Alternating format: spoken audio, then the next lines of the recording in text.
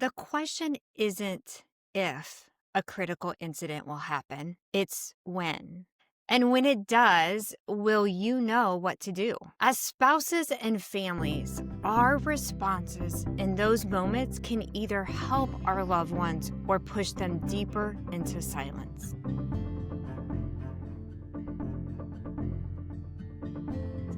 Hi, my name is Amy Cortez, and this is Code 44. I'm a mother of two and a spouse of a law enforcement officer who has served for over 30 years. This podcast is designed to help spouses and family recognize the signs before the line breaks, to respond in ways that pulls our loved ones out of the silence and support a healthier mental balance in an incredibly tough job. Today, we're talking about post-critical incidents. It's going to be a heavy topic, so stick with me and let's get real, because together we can help fight the mental effects of the job. 6 years ago, my husband and I attended an event called PCIS, which stands for Post-Critical Incident Seminar, and it's hosted here in Ohio, where we live, by Ohio Assist. It was sold to me as a 4-day retreat that my husband and I got to go to. Never did I expect the event that was about to come, and never did I expect that it was going to be life-changing. But it was life-changing for both my spouse and myself. I'll be talking about these type of events and why it was so life-changing for us. But today I want to share with you a moment during that seminar that changed my perspective on critical incidents. I remember sitting in a room with about 30 law enforcement officers, which included highway patrol, city agencies, the sheriff's department, which also included the dispatchers. A gentleman was hosting the event and has become a really good friend and support to my husband and I. He was talking about critical incidents, and he made an analogy that at the time, I'll be honest, it seemed kind of odd. But it has become so clear to me that this analogy is so important for all of us as family members to understand. And it was one of those aha light bulb moments that went off for me. And it put some pieces together that I probably just had not thought of in the past. He said that everyone is afraid of the bears because we all know that a bear can kill us. But he followed it by saying, but we all need to be careful of the ducks. It was a very odd statement. And I think I probably crunched my eyebrows out and was like, huh? What are you talking about? He continued to say that duck bites typically don't cause any pain. They're just maybe a little bit annoying and typically just a little nip. But over and over again, all day long, for multiple days, if a duck continues to nip at you, it can become more deadly. Now, he wasn't really talking about ducks and bears. He was giving the analogy that bears are big. Everyone knows if there's a bear in the path, just like everyone knows when there's a major critical incident. If we experience one of these events, we're all aware that something's going on and that there's going to be some mental trauma that first responders as a whole is going to experience. It's easy for everyone to be aware of these major events because typically they get a lot of exposure. I'll give you an example. About 5 years ago, we had what I would say is a major incident in our community on the highway. The officer in a traffic stop ended up getting shot by the individual that he had pulled over. Now, everything in our community was going crazy. As you can imagine, posts on social media, their television broadcasting, radio broadcasting. In my example, it's really easy to do checkups because we know of the event and we know that there's going to be trauma that is associated with it that our loved ones need to expose. But the everyday incidents, as I mentioned, get pushed down. Duck bites can go unnoticed. So I started to think about what those are. And what came to me very quickly, those little nips still seem pretty big to me. But to our spouses and our family members who are serving, those things can be fatal accidents. The repeated death and trauma that they're exposed to on a given shift. Small children accidents, lives taken unexpectedly, or someone taking their own life. The death notifications. We're not talking about writing tickets and chasing the bad guys. These events don't tend to get a lot of exposure, and they are thought of sometimes as just part of the job. These incidents are not easy for us as spouses to see because sometimes they're not exposed. We live in a culture where we feel we have to be tough. We need to man up and pretend that this stuff doesn't bother us. And here's a stat that I'm going to share with you. And this stat comes from CNA Corporation, which the study can be found on First Help's website. The stat says 92% of officers' death by suicide are men. The stigma of suck it up is real, and we have to stop it. These ongoing incidents, or as he referred to as ducks, are easier for them to shove down because in reality, sometimes they just have to go to the next call. It's also the reason they come home and say, the job was fine. There are many times when in casual conversation, my husband will refer to an incident that had happened several days ago or even weeks ago. And sometimes I have to stop myself for saying, why didn't you tell me? Because in that moment, he was sharing to expose it, to deal with it. You see, it's not about them telling us immediately. It's about them telling us when the time is right for them. So as I reflected on the analogy of ducks and bears, it became so clear to me that the ducks can be potentially more deadly because they stack up on top of each other. And whether we're dealing with ducks or bears, we need to understand that they both bring an impact to our loved ones. Maybe your loved one just started the job. You likely won't see the effects right away. Maybe he or she will communicate everything, all of the fun stuff, all of the bad stuff. That's great. But those times can change very quickly and they can shift to the silence, which is why it's so important that starting this process now to recognize it, to respond to it, and to support it even at the smallest glimpse. If your spouse has been on the job for 5 to 10 years, you're most likely seeing some changes.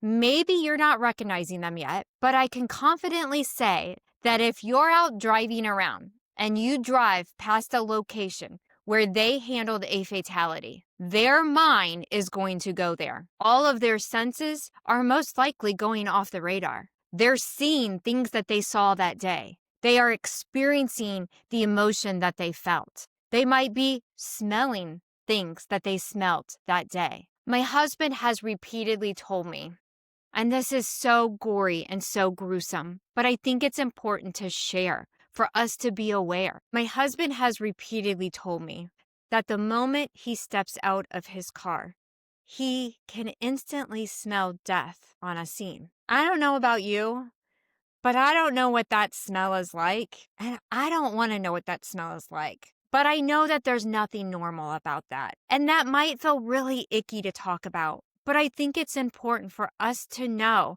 and I think we need to be aware that there are many locations and sites in which our loved ones have responded to a call that just driving by it is going to instantly bring them back.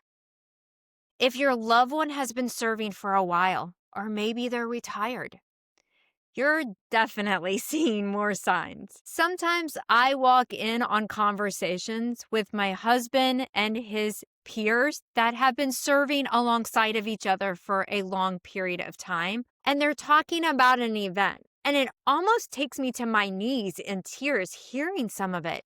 But they're just so numb in conversation, and they're just talking about it as if It wasn't traumatic. There's not one stage of their career that is safer than another. And here's the stats to prove it. 26% of officers who have died by suicide have served less than 10 years. 28% have served 10 to 19 years.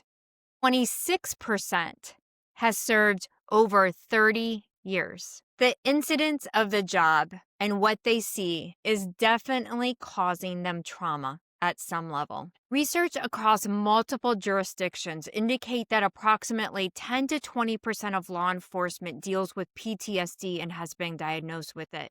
That rate's almost double the general population baseline.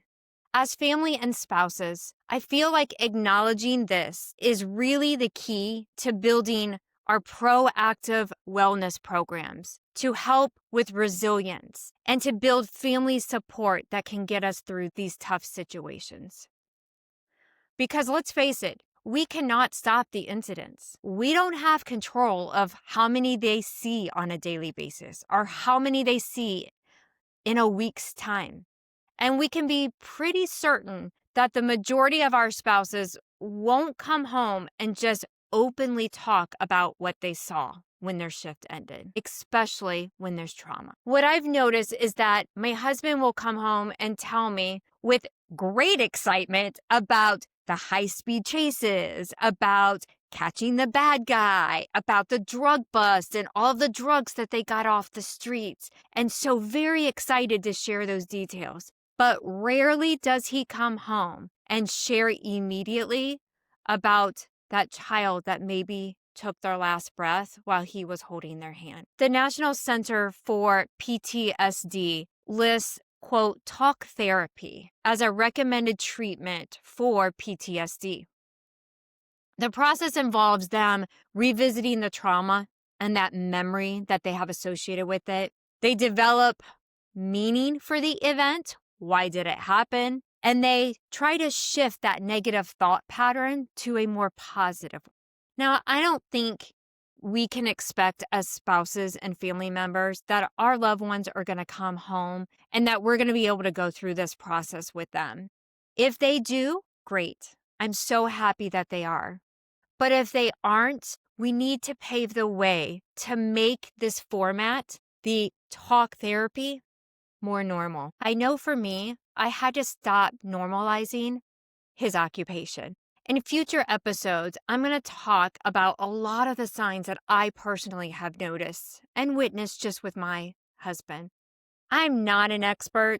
I'm not a counselor, but I'm a spouse that has gone through really dark times with my husband. And I hope that my experience can bring some clarity of maybe some of the things that you're seeing and maybe some good techniques that you can try. Today, I'm going to share just one of those. But my hope is that you'll follow me on this journey so that we can discuss them all together. So if you haven't subscribed, please hit the subscribe button. It's free. What it does is allows you to know when I drop the next episode so that you can be sure not to miss. So let's talk about the first clue. It's an easy one, but it's a tough one. They get home late. Yep, they have to stay and do paperwork. It's required, and sometimes it's extremely inconvenient. I used to let this bother me, and I'm not going to lie, sometimes it still bothers me. Because dinner is ready. The kids have to be run around to different events. My goodness, we're going to be late to that dinner that we promised to have with our friends. We're going to miss the event entirely. It's so easy to get annoyed because, well, we've got things to do and places to be. But I'm going to ask you to challenge yourself next time. Take a pause. Because the truth is, our spouses don't want to stay late on their shift either, especially if they've dealt with incident after incident or traumatic event after traumatic event. But something did happen, and they did have to stay, and they did have to write a report. What if we take that pause and we say, I wonder if this is a duck.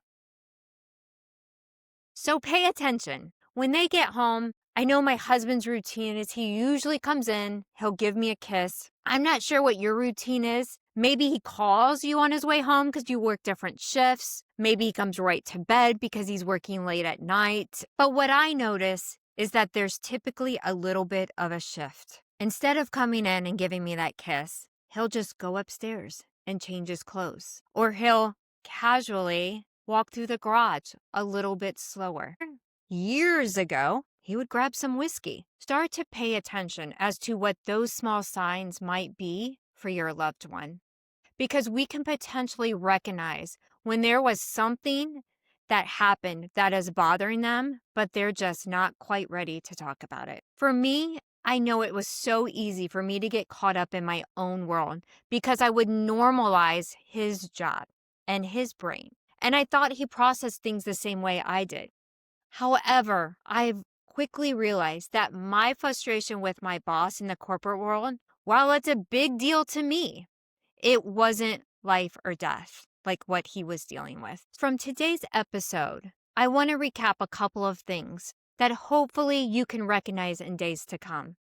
First, the question isn't if a critical incident is going to happen, it's when. And we have to make sure that we're building a plan before it happens. Second, understand that ducks are just as deadly as bears. Third, talk therapy is absolutely necessary and should be required at some point at some level. And last, start to recognize the signs when it's a bad day and they're just not able to share it yet. I hope you'll join me on my next episode when we're going to continue to talk about the signals. Recognizing these signs will help. And then we're going to start talking about ways that we can respond that won't push them into a deeper silence or a deeper hole. I'm going to end our time today with a prayer that I hope you will join me. Lord, thank you for our loved ones who serve in an incredibly tough job that so often weighs on their hearts and minds. Please open our eyes to see the signs and the signals when they are struggling. Help us to open the lines of communication so as a spouse and a family member, we can support them with love, understanding, and strength. Amen. Thank you so much for joining me today. I hope you have an excellent day, and I hope you catch us on our next episode of Code 44.